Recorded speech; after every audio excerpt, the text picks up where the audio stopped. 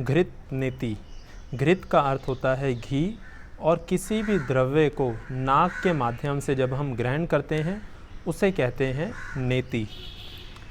जल नेति और दुग्ध नेति की ही श्रृंखला का यह अभ्यास घृत नेति।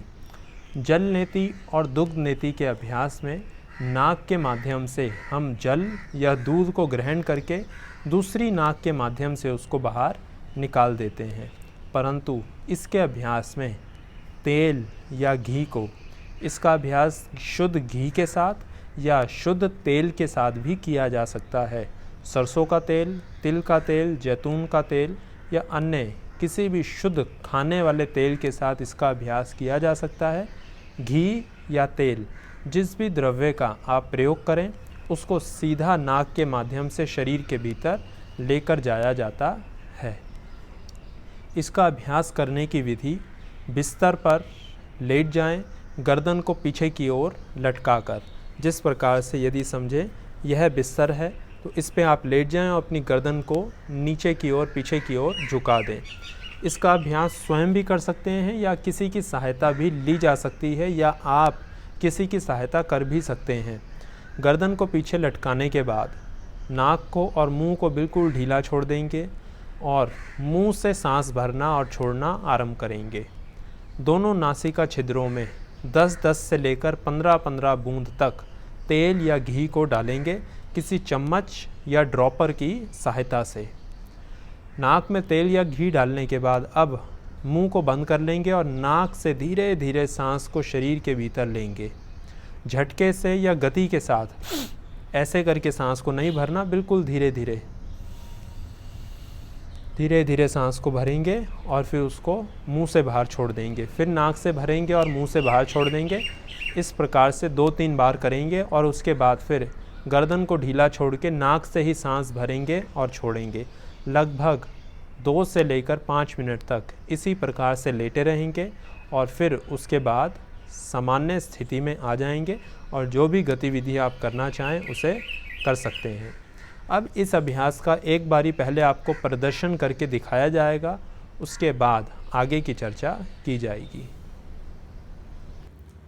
इस प्रकार से बिस्तर पर लेट जाएंगे, गर्दन को पीछे की तरफ लटकाकर गर्दन को बिल्कुल ढीला छोड़ देंगे। आंखें, चेहरा, माथा, नाक बिल्कुल ढीली।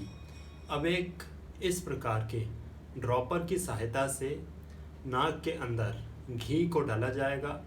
इस ड्रॉपर के अंदर हमने शुद्ध देसी घी को भरा है, या फिर चम्मच की सहायता से भी नाक के अंदर तेल को डाला जा सकता है। इस प्रकार से गर्दन को बिल्कुल पीछे ढीला लटका देंगे और अब इसको, इस ड्रॉपर की नोक को नाक के अंदर डालेंगे। नाक को ढीला छोड़ के रखेंगे और 5 से लेकर 12 बूंदों तक एक नाक के अंदर डालेंगे। वापस आ जाएंगे, दूसरे नाक में डालेंगे।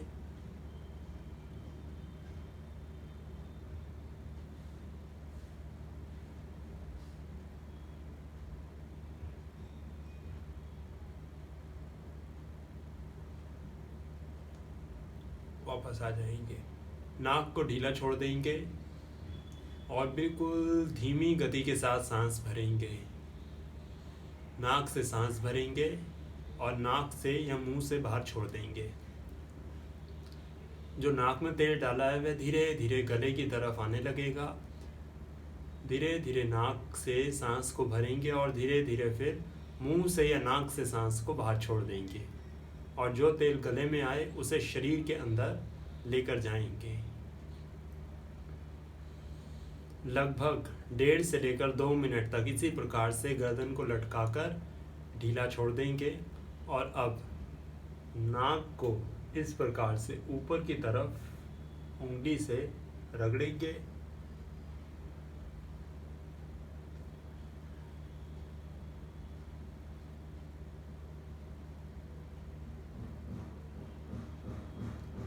मस्तिष्क के भीतर, आंखों के अंदर और नाक की मांसपेशियों को बिल्कुल शिथिल ढीला छोड़ के रखेंगे।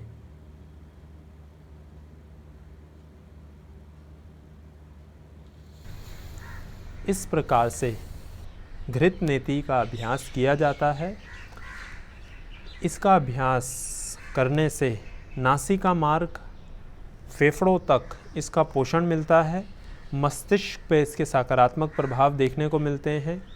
नाक की मांसपेशियों के लिए और चेहरे की अन्य मांसपेशियों के लिए यह लाभप्रद क्रिया है। इसके अभ्यास से मांसपेशियों को नया जीवन मिलता है, त्वचा में निखार आता है, मांसपेशियां बलवान और सुंदर बनती हैं चेहरे की। इसके अभ्यास से सांस लेने और छोड़ने की प्रक्रिया में सहजता अनुभव होती है। सांस भरने और छोड़ने की क्रिया सहज रूप से सरल स्वभाव से हो पाती है। सांस फूलना, सिर दर्द, अधिक छींके आना, नाक बंद रहना, नज़ला, बलगम जमा रहना, ऐसी समस्याओं में इसके अभ्यास से लाभ मिलता है। और विशेष लाभ इसका अभ्यास, प्राणायाम के अभ्यास में इसका विशेष लाभ देखने को मिलता है। अब एक बात का ध्यान रखें, कई सारे लोग घबरा जाते हैं क्योंकि जब नाक में तेल या घी डालेंगे तो वह गले तक पहुंचेगा और कुछ सेकंड या कुछ मिनट के लिए गले में दर्द, खिंचखिंचाहट, खिंचाव या खराश जैसा अनुभव हो सकता है, परंतु कुछ देर में ये स्वयं ही ठीक हो जाएगा। बहुत अधिक समस्या होने पर नमक के गुनगुने पानी से गरारे करें, अन्यथा करने की आवश्यकता नहीं है। उससे इस क्रिया के करने के बहुत लाभ कम भी हो जाते हैं कभी कभी, तो इसीलिए यह सामान्य है। कुछ देर या कुछ मिनट में अपने आप ही वह दर्द, खिंचाव या भारीपन गले में जो भी है वह अपने आप ही शांत हो जाएगा। सावधानियों के रूप में कुछ बातों का ध्यान रखें।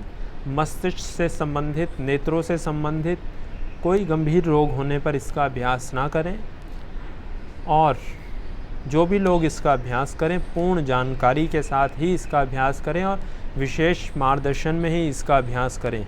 स्वयं भी इसका अभ्यास ना करें, अन्यथा पूरी जानकारी ना होने के कारण भी कभी कभी हानि पहुंच सकती है। इसलिए पूरी जानकारी होने के बाद ही इसका अभ्यास करें।